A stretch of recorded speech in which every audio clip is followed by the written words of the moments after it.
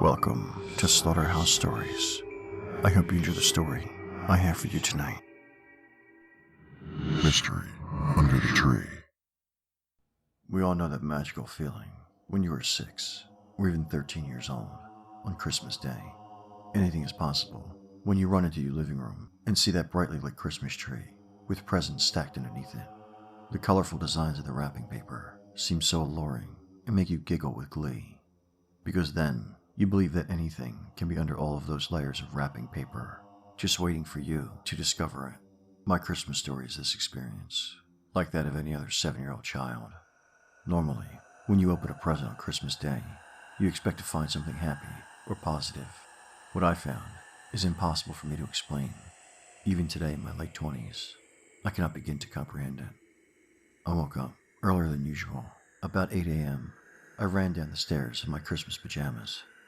My mom and dad were sitting on the couch, mugs of coffee in their hands, smiling up at me. The radio was playing Jingle Bell Rock, like it does every year in my small town. On the kitchen counter waiting for me was a freshly baked pan of gingerbread cookies and milk, just like the perfect Christmas I experienced every year. There was one thing, however, one thing that was different. There was a small box under the tree, roughly about the size of a box of pencils with the same appearance.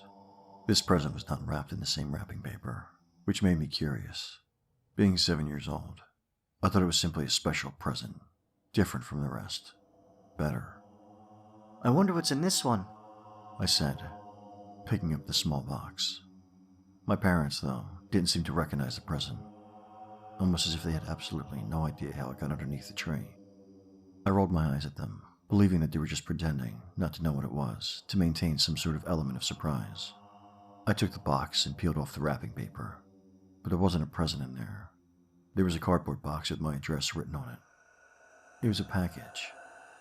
Yeah, I'm not talking about a package like you would see from Amazon or anything. It was a package sent to me from an unidentified individual.